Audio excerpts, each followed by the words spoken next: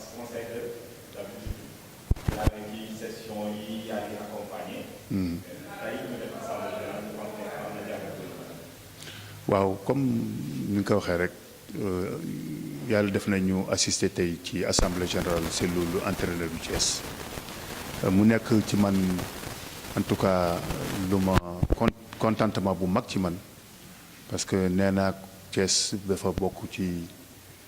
loo xam ni sama carrière daf ko marqué trop man Ndar laa juddoo mais depuis 20 ans maa ngi Thiès fii la amee jabar fii la amee ay doom donc vraiment Thiès daf ma marqué ci lu bare surtout ci sama wàllu carrière sama ñëw tey bi nag mi ngi jóge ci waa AFS mooy association entraîneur u Sénégal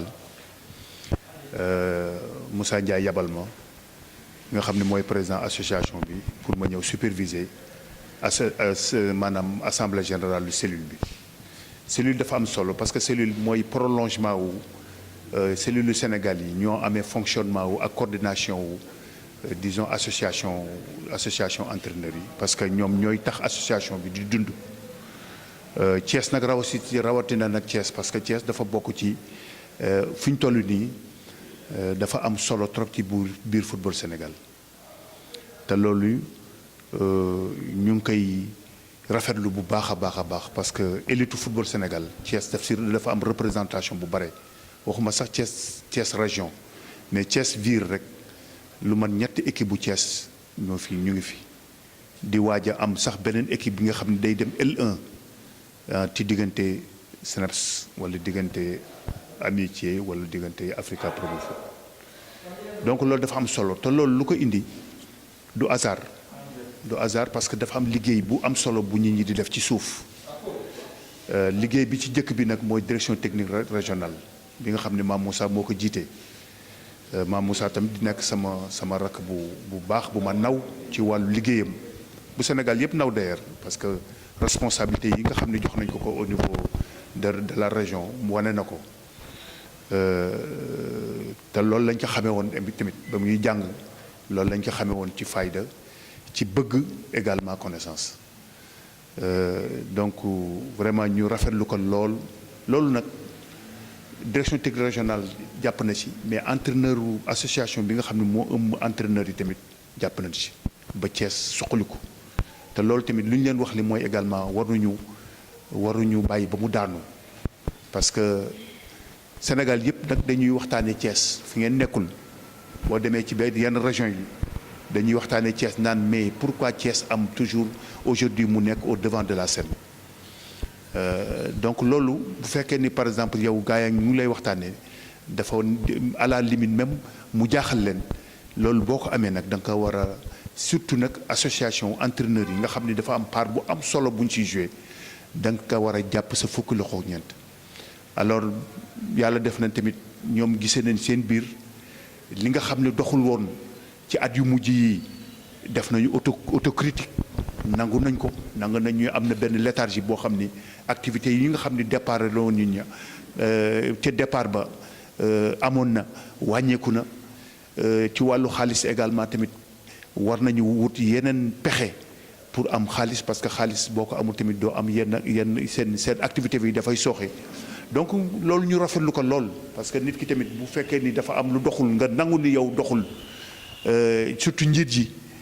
loolu dafa am solo te loolu esprit de dépassement la ak également disons esprit de sacrifice ñu ñëw mu nekk âgé bu rafet bu jaar yoon boo xam ni rafetlu ñu ko lool dem ba ñoom ñu trouver ni consensus moo baax ci ñoom consensus boo xam ni nag du consensus simplement pour yaa ma neex consensus la boo xam ni waxante ni ñoom seen biir seen ci dëgg loolu tamit ñu ngi koy rafetlu lool et bu ñu demee incha allah rabi ci au niveau national dañ ko àggale parce que lii dafay préparer également AG wu AFS dafay préparer nag association bi parce que mois de fin avril incha allah ci mois bi ñu nekk association nationale dana def AGM boo xam ni tous les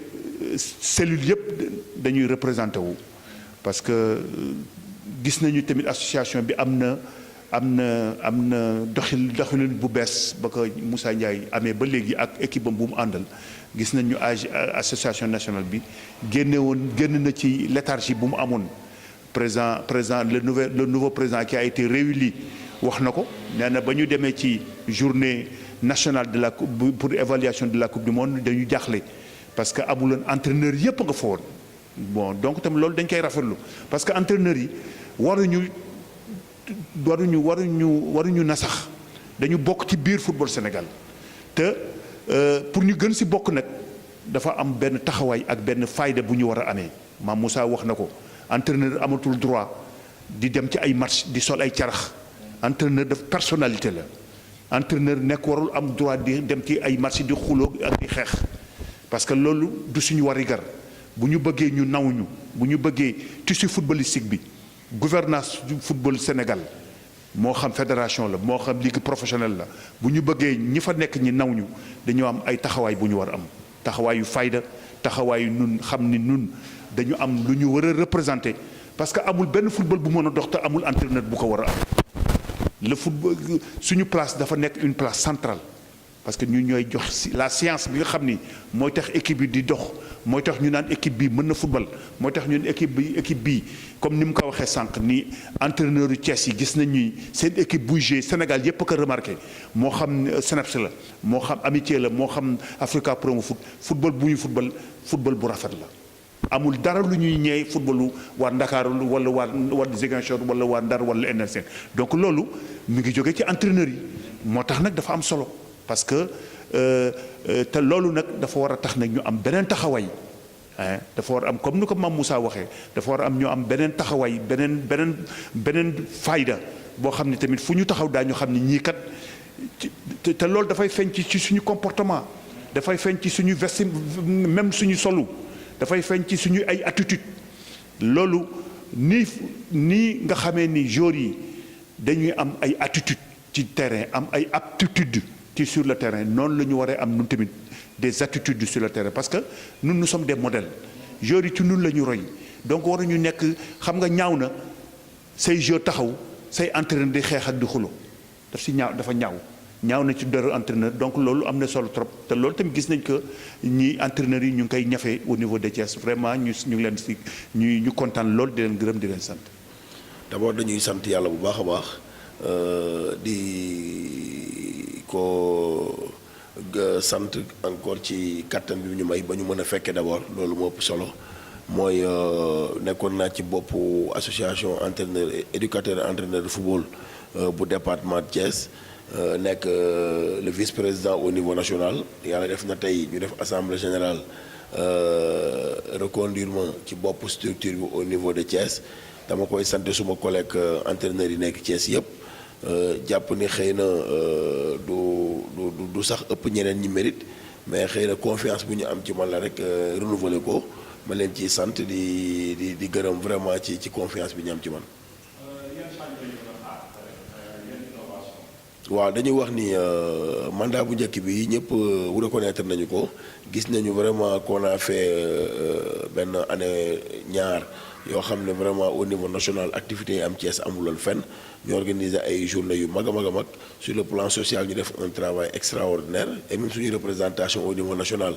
nit ñi gis nañ taxawaay bi Thiès amoon ci bureau bi ba félicitations yi tey ay président Amsata ay ñëpp wax nañ ko ay Moussa Ndiaye et tout maintenant jàpp nañ ni aussi am na ay manquement yooyu nag moom la ñuy woo bureau bi bees bi ñu installé parce que vraiment ñu éviter pour mu amaat ci mandat bi di ñëw te mën nañ comprendre yu ci bari bi ñu yegsee ci moment compétition coupe d'Afrique compétition coupe du monde nawetaani jege yoo c'était difficile de rassembler les entraîneurs parce que aussi jàppal ni métier entraîneur